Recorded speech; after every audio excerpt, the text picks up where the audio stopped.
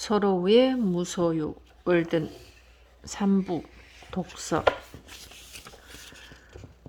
사람들이 직업 선택에 대해 조금 더 신중하다면 그들은 본질적으로 학자나 관찰자가 될 것이다. 사람의 본질이나 운명은 누구에게나 똑같이 흥미로운 것이기 때문이다. 우리 자신이나 후손을 위해 재산을 축적하건 가족이나 국가를 건설하건 명성을 획득하건 우리는 죽게 되는 존재이다. 그러나 진실을 다루는 것에 있어서는 우리는 영원한 존재이고 변화나 우연을 두려워할 필요도 없다. 고대 이집트나 힌두교의 철학자는 신성의 조각상에 드리워진 베일의 한 구석을 들어 올렸다. 그리고 여전히 떨리는 옷자락은 들어 올려졌고 나는 그가 보았던 것과 같은 새로운 영광을 바라보았다. 용감하게 행한 이는 그의 안에 있는 나였고 지금 그 광경을 되살려보는 이는 내 안에 있는 그이기 때문이다. 옷자락 위에는 먼지 한 톨 없었다. 신성이 드러난 이후로 시간이 전혀 흐르지 않았기 때문이다. 우리가 진정 드높일 수 있는 시간은 과거도 현재도 미래도 아니다. 내 집은 생각하기 좋을 뿐 아니라 진지한 독서를 위해서도 어느 대학보다도 좋은 장소였다. 비록 나는 평범한 이동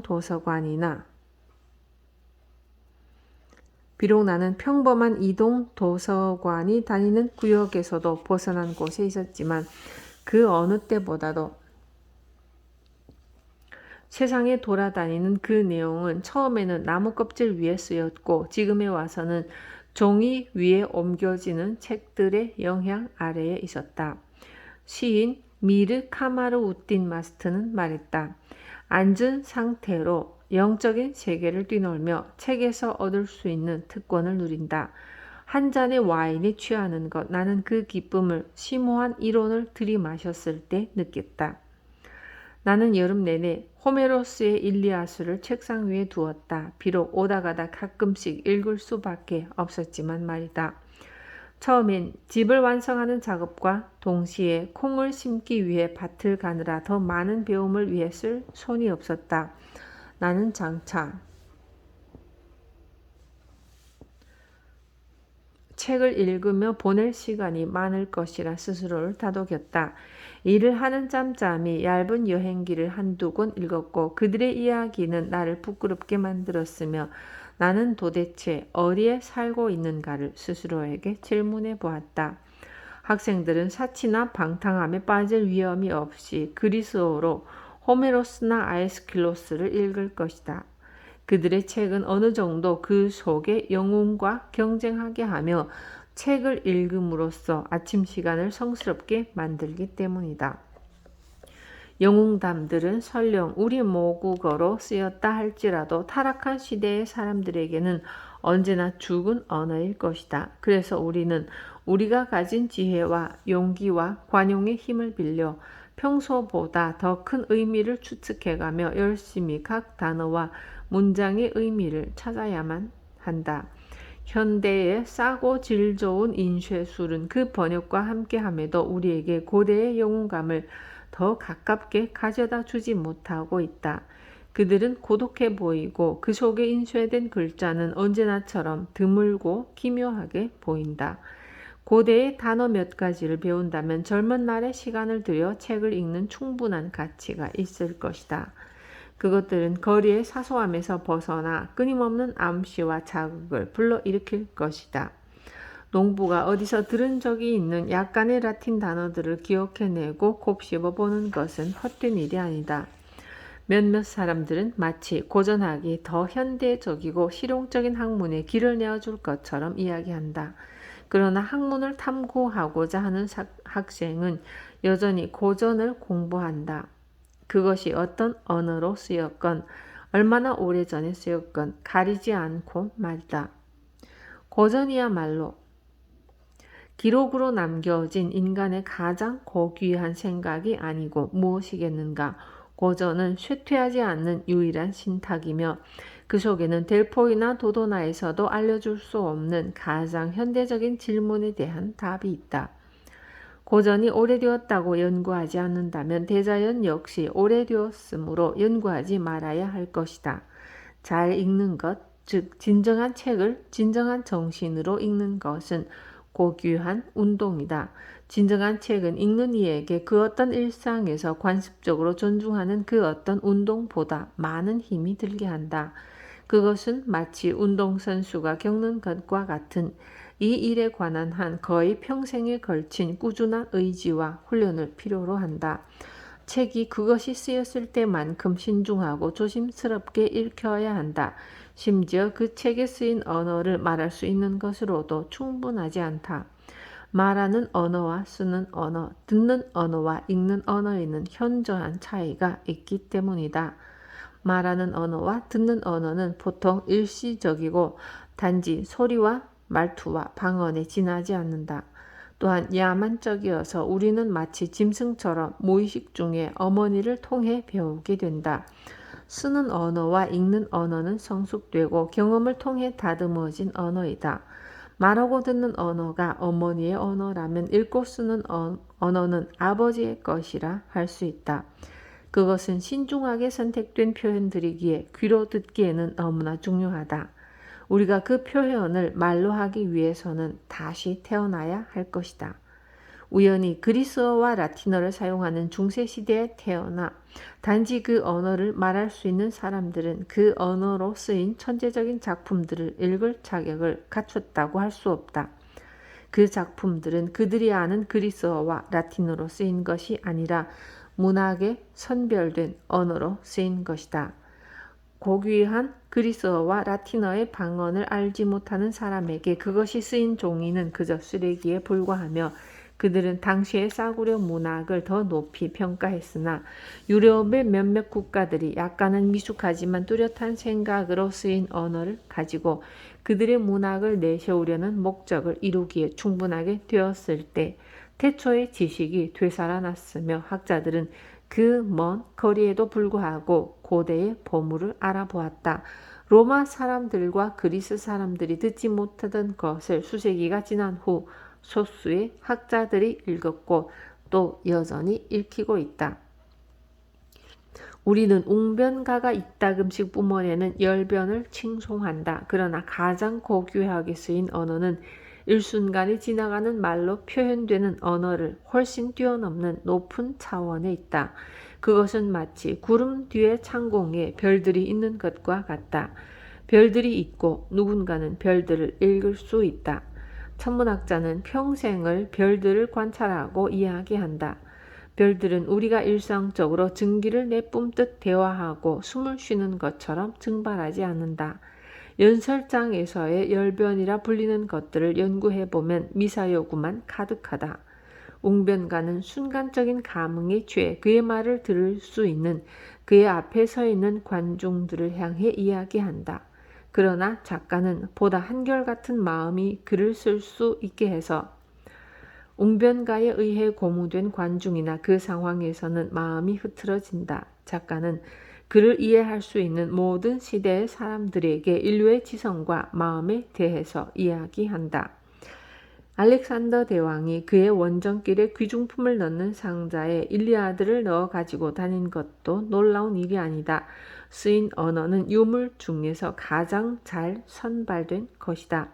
쓰인 언어에는 다른 어떤 예술 작품보다 우리에게 더 친근하기도 하고 더 보편적인 어떤 것이 있다. 그것은 우리의 인생 자체에 가장 가까운 예술 작품이다.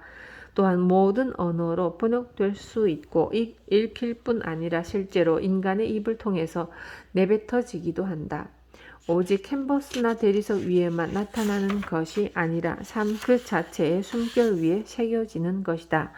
고대인들의 사상의 상징물은 현대인들의 예술품이 되었다. 2000번의 여름은 그리스의 대리석들에게 그렸던 것처럼 그리스 문학의 기념비에 단지 더 성숙한 황금빛의 가을빛을 남겨주었다. 그들은 시간의 흐름에 따른 부식에서 보호하기 위해 그들 스스로의 차분함과 천상의 기운을 땅에 옮겨 놓았기 때문이다. 책은 세계의 소중한 재산이며 후대와 국가를 위해 꼭 알맞은 유산이다.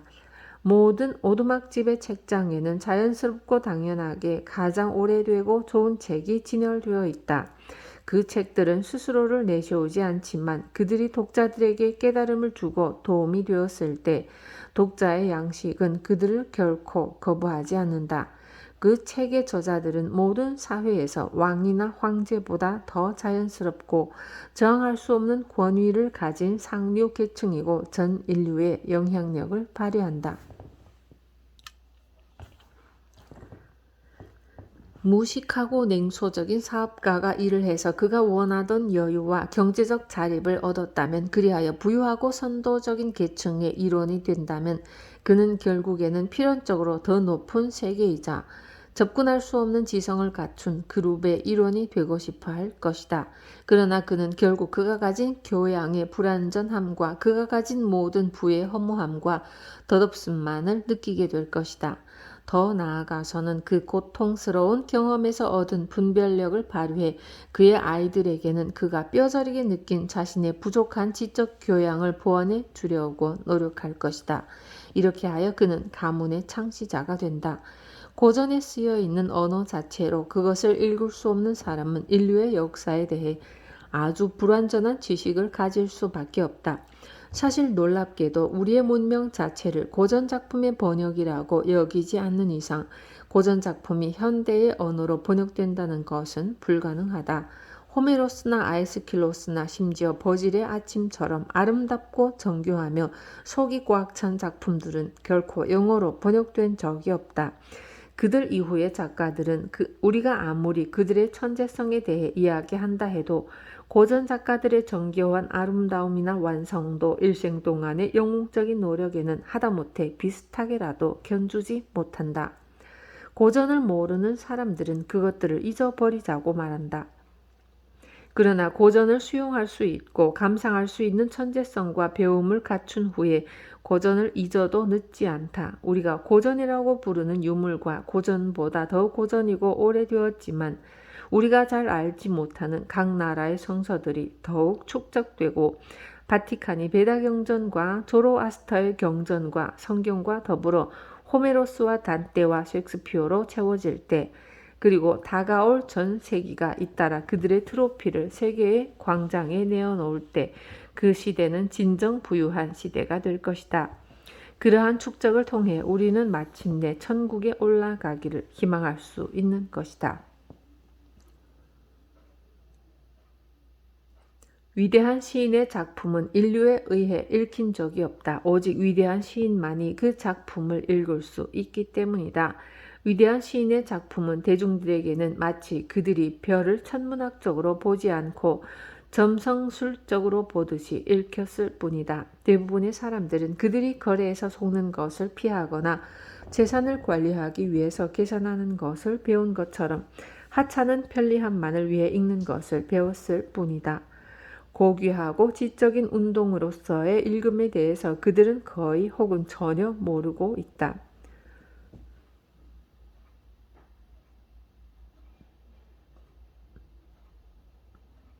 사치품처럼 우리를 달래고 우리의 보다 수준 높은 몸의 기능을 잠재우는 것이 아니라 읽기 위해 발끝으로 서서 우리의 모든 깨어있고 정신이 맑은 시간을 바치는 것만이 높은 수준의 진정한 읽기이다. 내가 생각하기에 우리는 우리의 글을 읽는 법을 배웠으므로 우리 삶의 제일 낮은 앞자리에 앉아 영원히 A나 B만을 반복하거나 초등학교 3, 4학년 수준의 단음절만을 반복하는 것이 아니라 문학에서 최고의 것을 읽어야 한다. 대부분의 사람들은 그들이 읽거나 누가 읽어주는 것을 듣는 것만으로 만족을 느낀다. 그러고서는 아마도 한 권의 지혜로운 책, 성경에 의해 뉘우치고 그들의 남은 모든 일생을 쉬운 읽기라고 불리는 삶 속에서 제 기능을 무기력하고 힘없게 만들며 살아간다. 우리 마을의 이동 도서관에는 몇 권의 작은 일거리라는 제목을 가진 책이 있다. 나는 처음에 그 책의 제목이 내가 가보지 못한 어느 마을의 이름이라 생각했었다.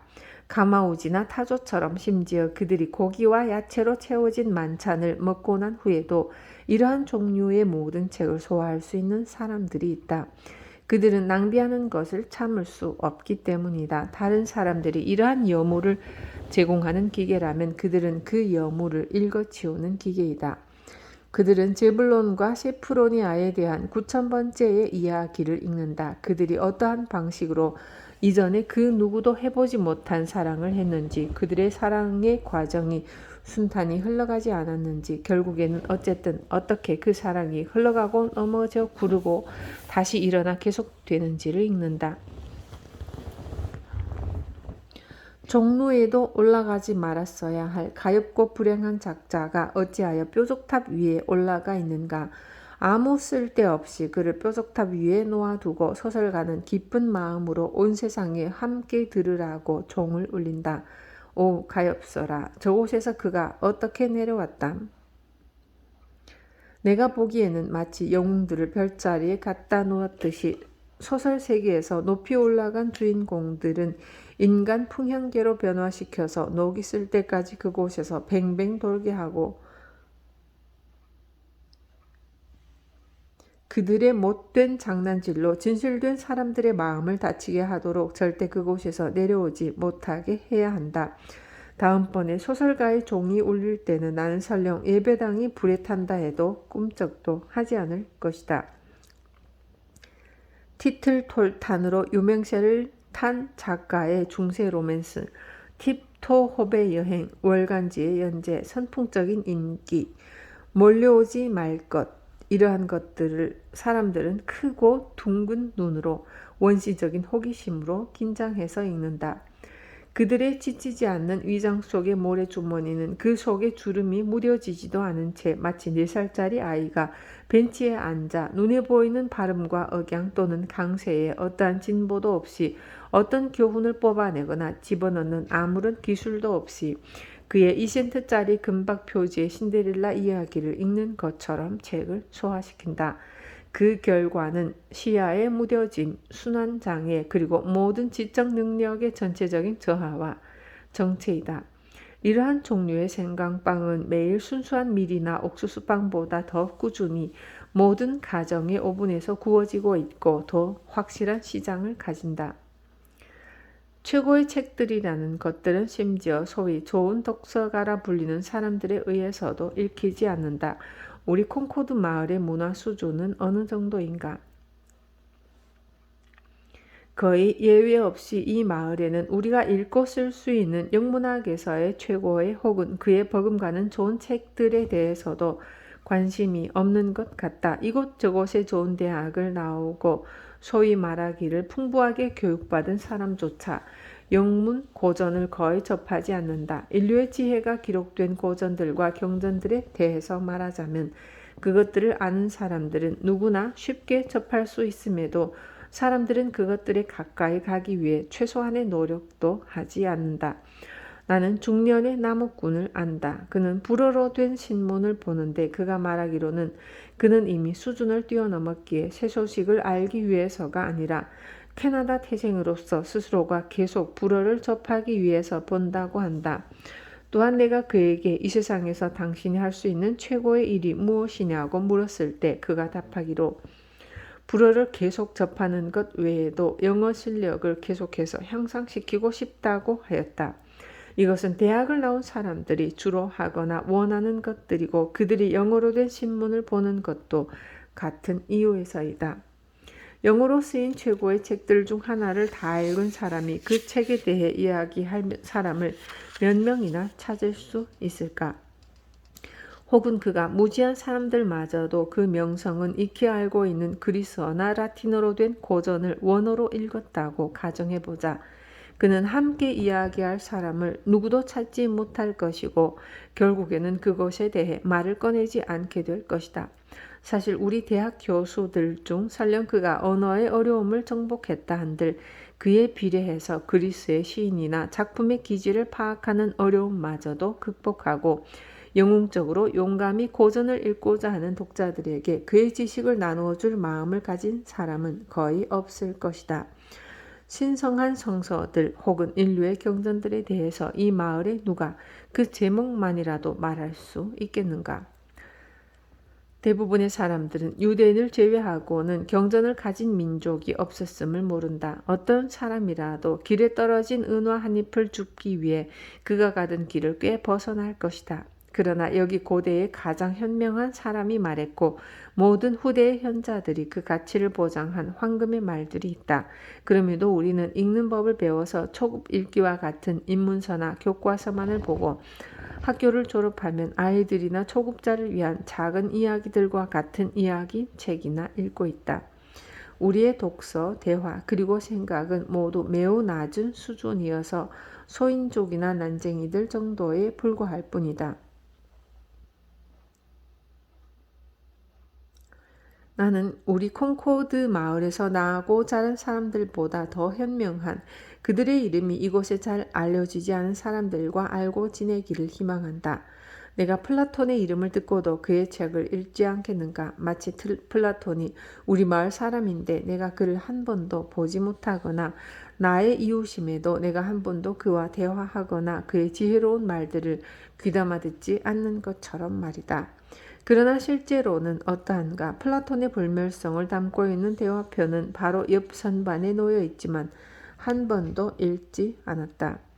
우리는 교양이 없고 비천한 삶을 살고 있으며 목매하다.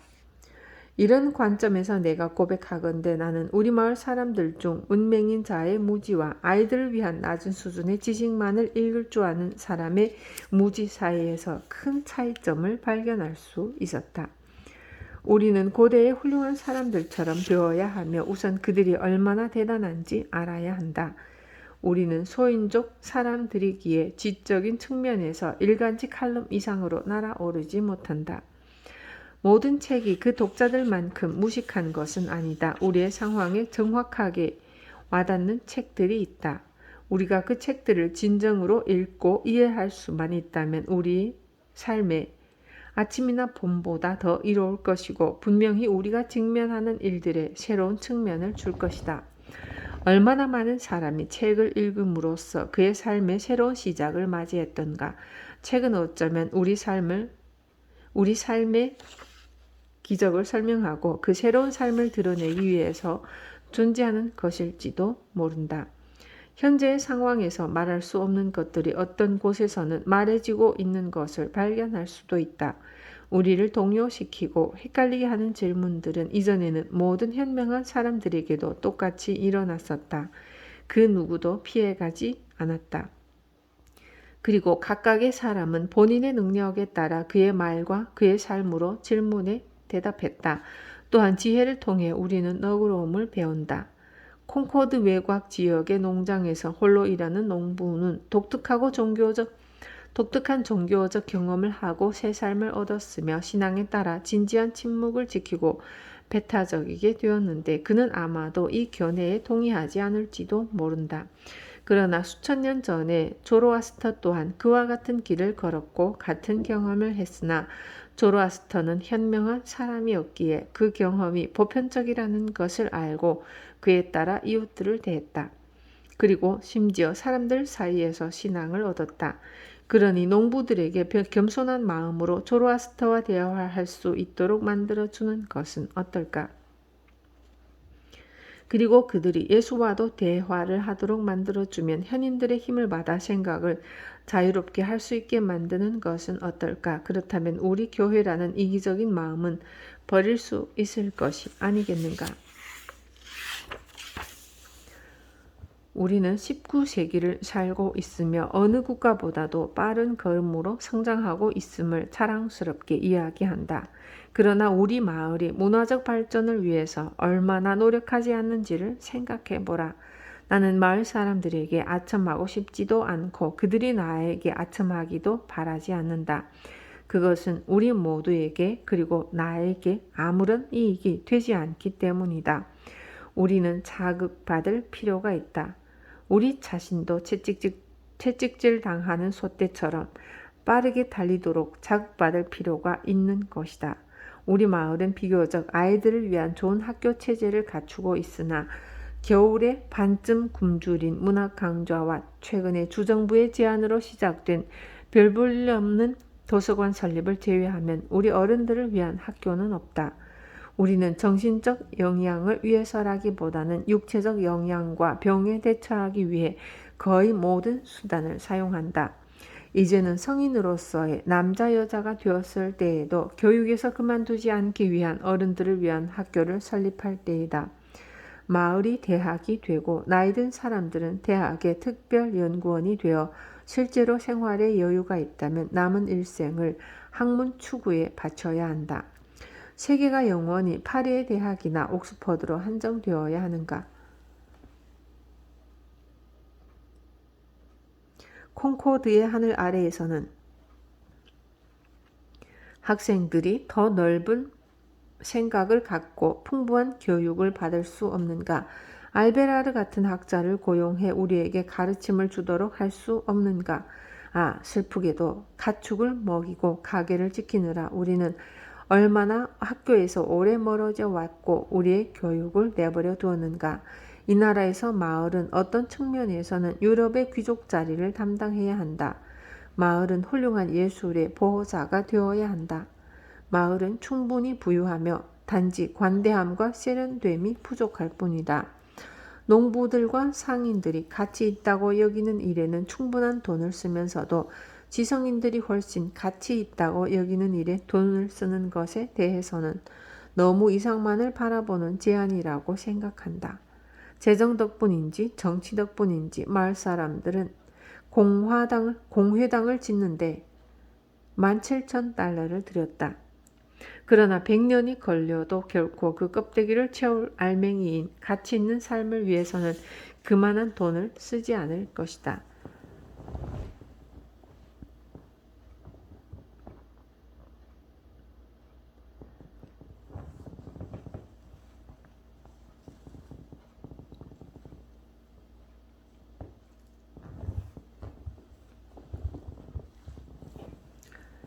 겨울의 문학 강좌를 위한 연간 125달러의 기부금은 마을에서 모이는 어떤 돈보다 좋은 곳에 쓰이는 것이다. 우리가 19세기에 살고 있다면 19세기가 주는 이점을 즐겨야 하지 않겠는가? 어째서 우리 삶이 어떤 면에서든 편협하지 않으면 안 되는가? 왜 신문을 볼 때 보스턴지의 가십거리는 제쳐두고 즉시 최고의 신문을 보지 않는가? 이곳 뉴 잉글랜드의 중립적 가정지의 뻔한 이야기에 빨려들거나 올리버 브렌치지를 마구잡이로 읽어치우지 않도록 하자. 지식사회의 신문기사가 우리에게 오게 하고 그들이 어떤 것을 알고 있는지 보라. 왜 하퍼브라더스나 리딩과 같은 출판업체에 우리의 읽을 거리를 선택하게 해야만 하는가? 개발된 취향을 가진 유럽의 귀족들이 그들 주변을 스스로의 교양을 위한 현인, 배움, 재치, 양서, 그리고 그림, 조각품, 음악, 철학서들로 둘러싸듯이 마을도 그렇게 하도록 하자. 우리 개척자 조상들이 한때 한 명의 선생, 목사, 교회직이 하나의 교회 도서관, 그리고 3명의 주의원으로 황량한 바위 위에서 추운 겨울을 났다고 해서 우리도 그 수준에 머물러서는 안 된다. 집단적으로 행동하는 것은 우리 관습의 정신에 따른 것이다. 나는 우리의 환경이 유럽 귀족의 환경보다 윤택하므로 재정 상황도 보다 낫다고 자신한다. 뉴 잉글랜드는 세상의 현명한 사람을 초빙하여 가르치게 할 수 있다. 또한 그들이 가르치며 뉴 잉글랜드에 머무르게 하면 더 이상 편협하지 않게 될 것이다. 그것이 우리가 필요로 하는 어른들을 위한 학교이다. 귀족들 대신에 우리 마을이 사람들의 고귀한 마을이 되게 만들자. 필요하다면 조금 돌아가더라도 강을 건너는 다리 하나를 줄이고 우리를 둘러싼 어두운 무지의 틈을 건널 수 있는 아치다리를 하나라도 놓자.